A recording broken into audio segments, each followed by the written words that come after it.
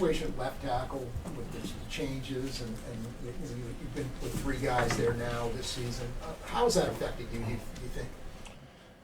I don't know if it's affected me too much. I mean, I've played with all those guys before, and I know those guys are out there battling. They're out there, and they've played winning football before, and so I just go about my business, go about my process, and try to stay within the scheme of the offense. And then when stuff breaks down, I try to go out there and make plays. And so that's what I'm going to continue to do. After that last sack in the fourth quarter, looked like you were pretty upset about that. Did you talk to Andy about making a change at any point there?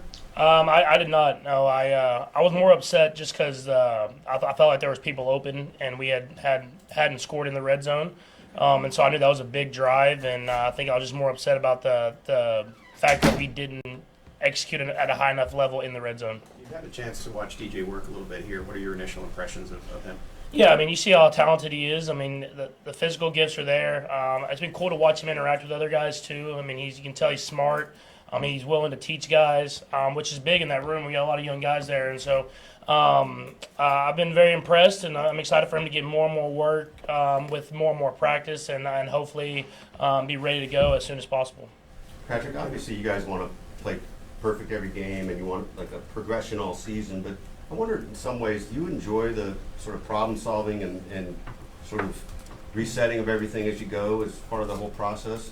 Yeah, I mean, I don't know if enjoy is the word for it, but I think it keeps you motivated, which I think can be a good thing in the end. I think sometimes I look back on the year we lost in the Super Bowl, and we were very dominant throughout the regular season, and it's just kind of like you get in this point where you start coasting because you're winning games, you're just kind of doing the normal thing. Whereas if you look at us last year, even though it didn't go the way we wanted to, it felt like we just continued to work every single week, and we knew we had to get better, and we didn't let the details slip, and we ended up playing our best football at the end of the year. And so that's the hope, is that with all these close finishes, we're getting wins, but it's keeping us hungry so that we can try to continue to get better as the season goes on. Do you feel like, it's kind of a funny way to put it, I guess, but have you evolved already this season? I mean, do you feel like, okay, I can see the progressions, we're forming even though things look a lot the same at the end of games? Yeah, I think we've done better offensively. I can speak to it, of course. I mean, just we've done better executing the offense, going to the right positions. I've done a better job of giving guys chances to make plays.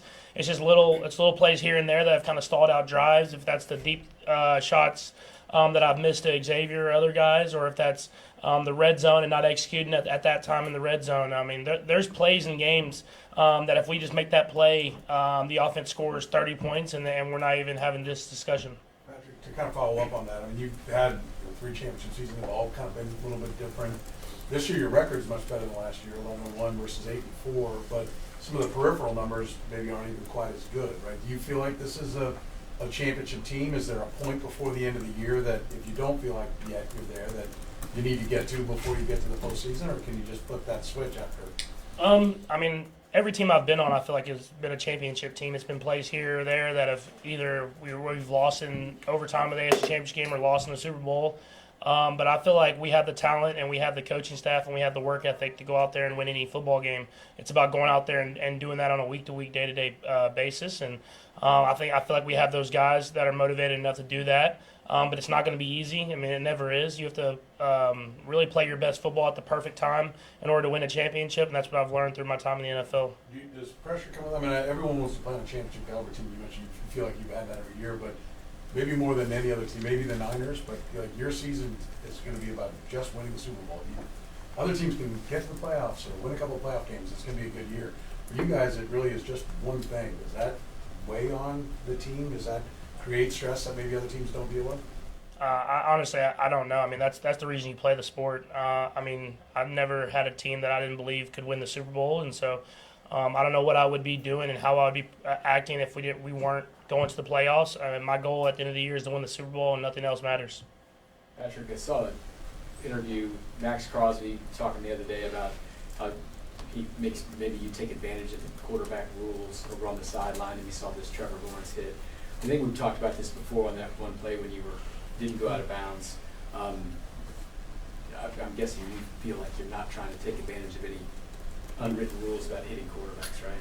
Yeah, I mean, I'm just playing football at the end of the day, and I don't feel like I've ever put anybody in jeopardy of not wanting to hit me. I mean, I know when you get an open field, guys want to hit you, and I get down when I feel like it's necessary to get down. But there's times and big spots in the games where I know I need to get first downs, and I go for it.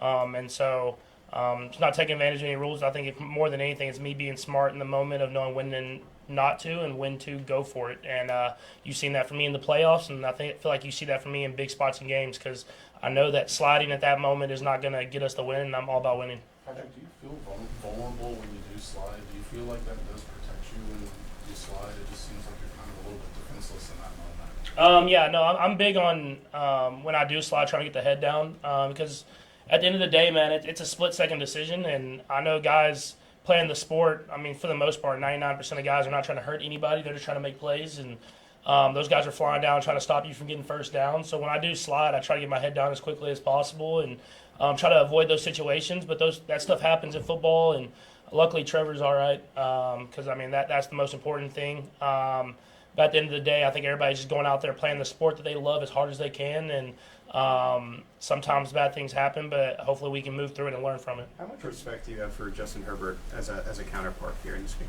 Yeah, I mean, I have a ton of respect. I mean, he's one of those guys that, like, every ball he throws is a perfect spiral. You can tell he can throw the football as good as anybody.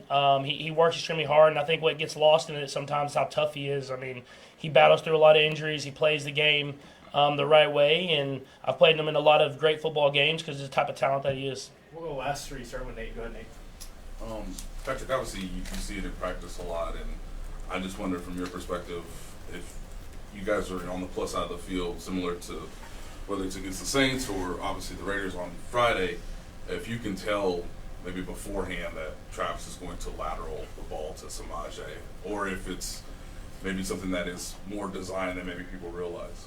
Well, it's not designed at all. He's like the only person that would do it. I know it sometimes looks like that, but I think it's more of him just being in this offense for so long that he knows where guys are that are running different routes. And so the play the other day, he was just kind of a check down guy. He was open.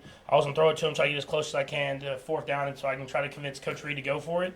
And he laterals it to Samaje, and he makes a play. But he does that in practice, and it started off as kind of a joke.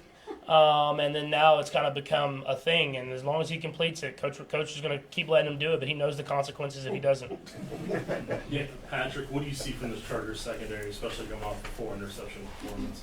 Yeah, I mean they're so I think the best way they're so good at their scheme, and they know where the weaknesses are in their scheme and how to cover those up, and then they have the talent to do it. And so I think it all starts with Derwin. I mean he's a great football player. He can play anywhere on the football field. And he's going to make plays happen. But they have a lot of other guys as well that are playing extremely fast. This is a really good defense. It'll be a great challenge for us. Last one. Patrick, speaking on that lateral, this Sunday, Josh Allen had a pretty special play with his own. I know the Chiefs didn't invent the lateral, but Travis, this team, do you think they've had an influence on this league as of late with that play? I mean, I don't know about that. I mean, I think it just comes down to guys that know how to play ball and are confident enough to do it. And if you look at the two guys that did it in that game, it's Amari Cooper, a guy who's had success for a long time in this league, and Josh, and a guy that has obviously had a ton of success. And they're football players more than just positions. And that's what happens when you get a lot of football players out there that know what's going on is they make plays happen. Yeah, thanks, Patrick.